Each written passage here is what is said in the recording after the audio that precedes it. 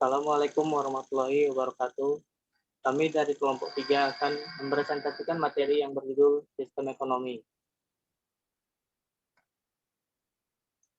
Adapun kelompok 3 beranggotakan 4 orang, yaitu ada Ayuliana, yang seperti dari Sebayang, Ika Nadila, dan Vivi Anggraini.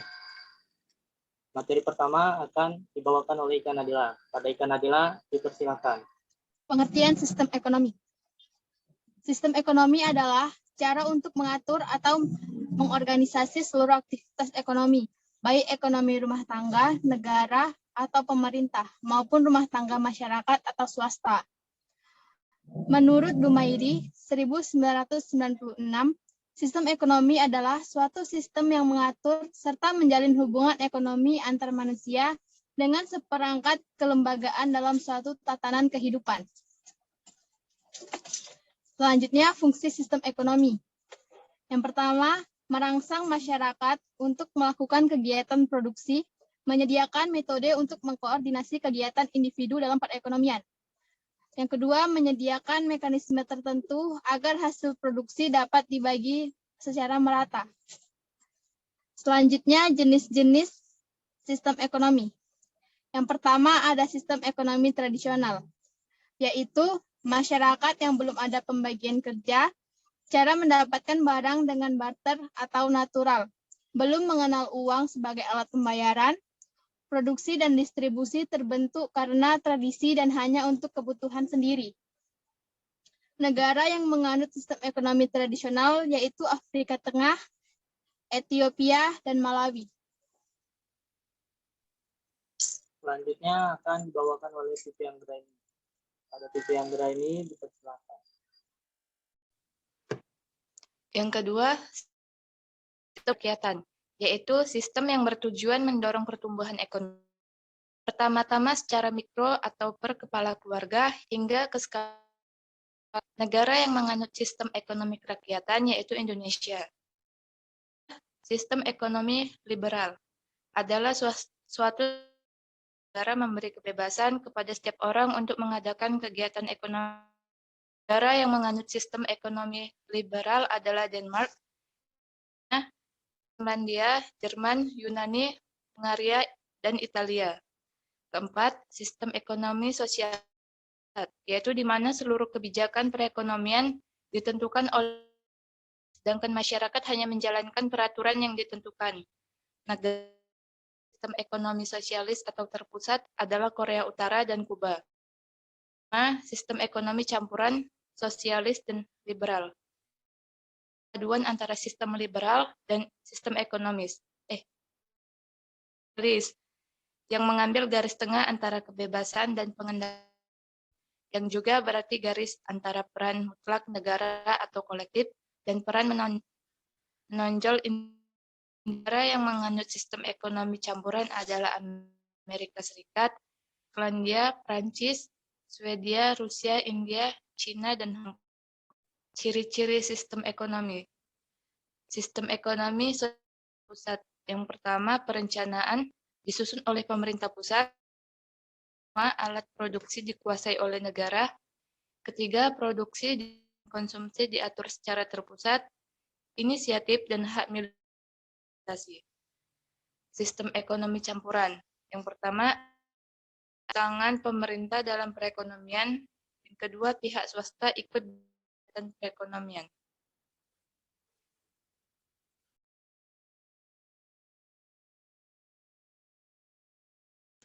Selanjutnya, sistem ekonomi tradisional.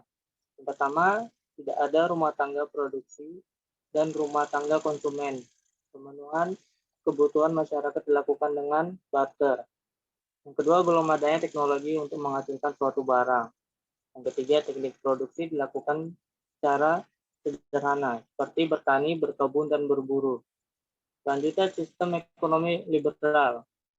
Masyarakat diberi kebebasan untuk membeli alat produksi menggunakan uang pribadi. Yang kedua, timbul persaingan antar masyarakat. Ketiga, peran pemerintah sangat minim. Selanjutnya, kegiatan ekonomi selalu mempertimbangkan kondisi pasar. Selanjutnya, sistem ekonomi kerakyatan. Terbuka Setiap masyarakat punya hak dan akses sama terhadap sumber daya tersedia, berkelanjutan tanpa mengorbankan masa depan, masyarakat, dan lingkungan. Kegiatan ekonominya dilakukan secara mandiri dan fokus memenuhi kebutuhan diri dan sesama. Kelebihan dan kekurangan sistem ekonomi. Sistem ekonomi tradisional. Kelebihannya setiap masyarakat termotivasi untuk menjadi produsen. Produksi tidak ditujukan untuk mencari keuntungan. Dengan sistem pertukaran barter, masyarakat cenderung bertindak jujur. Kurangannya, tidak ada kerjasama antar individu atau masyarakat. Sulit mempertemukan kedua belah pihak yang saling membutuhkan. Jenis dan jumlah barang yang diproduksi sering tidak mencukupi kebutuhan, dan sulit menetapkan ukuran dari barang yang dipertukarkan. Selanjutnya, sistem ekonomi liberal. Kelebihannya dapat meningkatkan efisiensi dan kualitas barang yang diproduksi, terdorong untuk mengejar kemakmuran bagi dirinya sendiri. Setiap orang atau pengusaha termotivasi mencari keuntungan, dan pemilihan sektor usaha disesuaikan dengan kemampuan. Kekurangannya menimbulkan persaingan tidak sehat, terdapat kesenjangan kaya dan miskin, menimbulkan monopoli, serta terdapat eksploitasi SDM dan pemanfaatan SDA sering tidak memerhatikan kelestarian lingkungan. Selanjutnya, sistem ekonomi sosialis atau terpusat. Kelebihannya, pemerintah bertanggung jawab penuh dalam perekonomian. Relatif tidak ada jurang pemisah antara orang kaya dan miskin. Hasil produksi dapat dinikmati secara rata, mudah melakukan pengendalian harga. Kurangannya, hak milik perorangan sangat dibatasi dan rakyat kurang memiliki pilihan. Potensi dan daya kreasi tidak berkembang, dan tidak terdapat kebebasan individu. Itu sistem ekonomi campuran, sosialis dan liberal. Kelebihannya